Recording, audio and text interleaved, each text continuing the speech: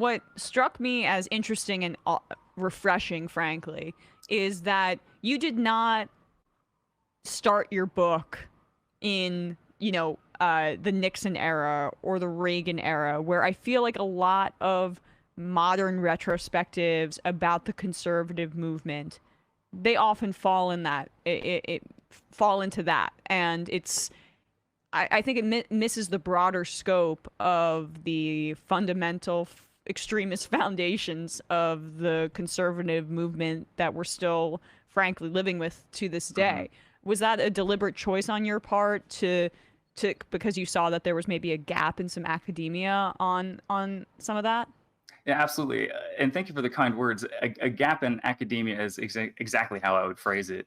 So I do think that there was kind of this tendency amongst academics, and there are people who have written on this since the Trump years about how academics sort of focused on people like William Buckley, Ronald Reagan, the polite faces on the conservative movement who kind of brought conservatism to the broader population.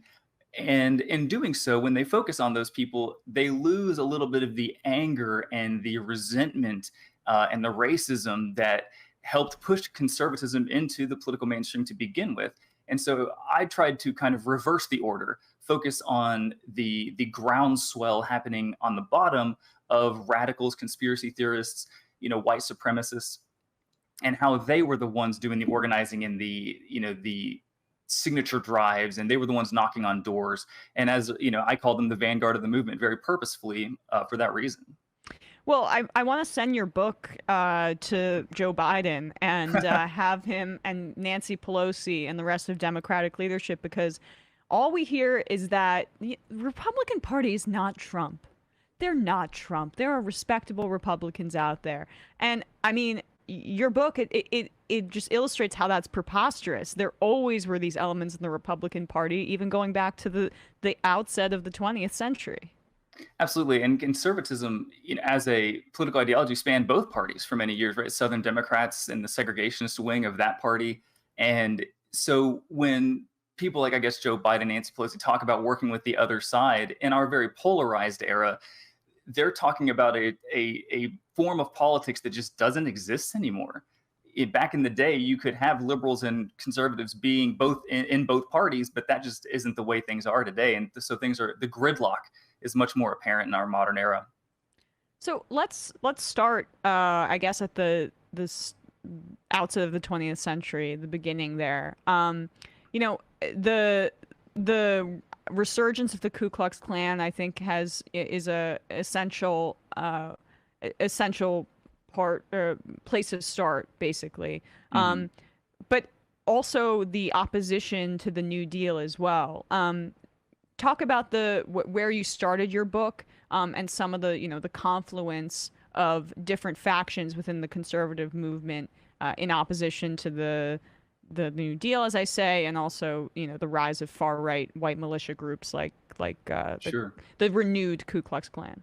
Absolutely. The early 20th century is very, very important for the rise of conservatism, especially the 1920s, I think, were a really important moment, because you have this renewed fundamentalist vigor, fighting against evolution being taught in public schools. You've got the rise of the second Klan and the nativism and racism that brought to the forefront.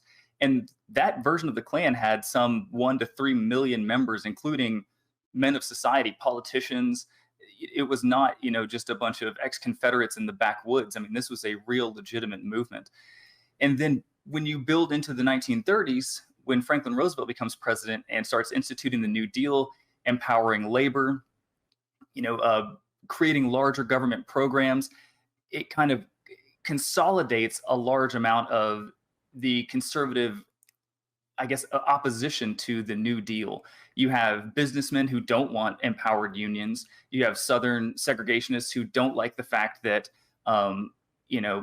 Black and brown people are getting government benefits or are getting government jobs, and that might, prevent them from being exploited in ways that they had historically. You have, conspiracy theorists who believe that Franklin Roosevelt is going to bring communism to America. And there was also legitimate fascist movements happening in the 1930s, the German American Bund, the Silver Shirts. And so all of this together is this broader kind of conservative ecosystem that was trying to fight against New Deal liberalism and the advent of, or the implementation of social democracy in America. Were they as coordinated as they became later in history, or was this really kind of different factions, which again you could totally extrapolate onto modern day anti-communism, the racists, and the anti-labor part of conservative, or I guess you can put the anti-communist, anti-labor together, but it based on FDR's success and popularity, and again that was that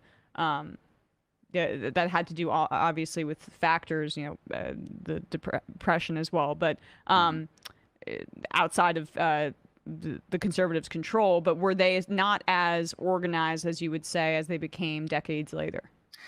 That's a really interesting question. And in terms of kind of the themes of conservatism, I will say the song very much remains the same. But I would definitely argue that they do become more consolidated later for a number of different reasons. In the 1930s, the conservative movement that I write about is a little bit more disconnected, right? You had guys like, for example, there was a group called the Jeffersonian Democrats, and their whole goal was what they would view it as redeeming their Democratic Party. They didn't like Roosevelt. They felt like he had perverted their party. And so their main goal was just to get him off the ticket and get a real conservative on there.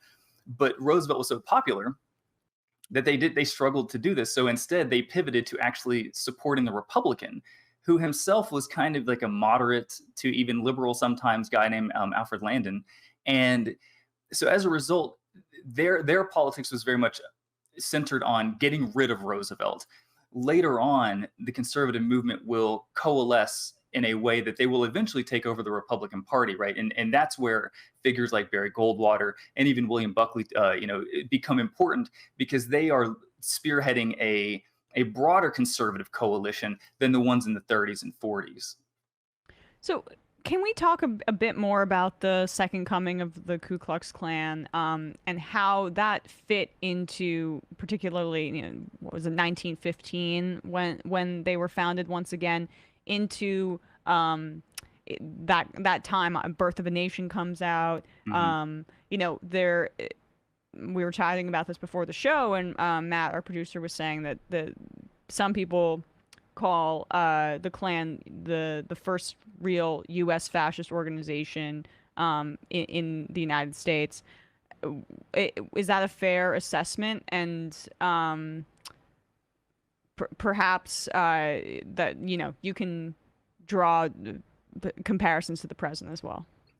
So I am not necessarily a scholar of fascism, but I do think that there are notes of fascism certainly within the Ku Klux Klan, the authoritarian inclinations, the calls to replenish America somehow. Not to put too fine a point on it, but make America great again is very much we need to renew, we need a renaissance in this country, and that's what the Klan was offering, and they very much clung both to the flag and to the cross at the same time, using Christianity and patriotism as a way to otherize certain people, whether it was immigrants or Black Americans or whomever, to create a wider nation, or at least a nation in which white people had all the power.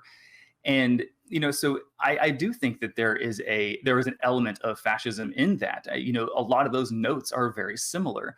And part of the problem with the fascism conversation, which I'm sure if you guys on Twitter are know very well, it's been debated very much by academics. Part of the problem is that many people will only say, well, if it wasn't Nazi Germany or Mussolini's Italy, then it can't be fascism. But I think that misses the point of political culture, right? A culture of violence, a culture that says that we need to bring America back to when it was great, usually, which means a wider, more restrictive, less democratic America. These very much are the same sort of appeals that previous fascists have made, and I do think that there is that connection is warranted. And in conjunction with, say, the first Red Scare movement in around the same period in response to the Russian Revolution, can you explain what that looked like in America around 100 years ago, and how that was fundamental to conservatism at that time? Absolutely. It's the Russian Revolution happens in 1917, kicking out the Tsar and really overthrowing the government, the provisional government that took over after the Tsar, after the February Revolution. And for Americans, particularly of the conservative variety, they viewed that as, this left-wing movement that was being led by, the Bolsheviks, as overthrowing an order that had existed for generations. And so to them, communism, in its international kind of revolutionary character, became an explicit threat. But communism also became a very useful strategic tool for conservatives. You could just paint any of your opponents as a communist, even if it's not true, and kind of that those accusations had purchased back then. You had a lot of labor strikes going on in that era and in previous eras that sometimes turned violent, and people would say, okay, well, those guys are just communists. And it was a way to turn people against progressive movements. And so anti-communism not only became a widely held belief, but also a strategic tool for conservatives to demonize opponents that they didn't like or that they felt were, taking America in the wrong direction. How did this, and I want to, we can move a little bit later in history, but I'm fascinated by this time period. How did women's suffrage play into these dynamics as well? Now, that's an interesting question. And certainly for the Klan used white women as something to be defended.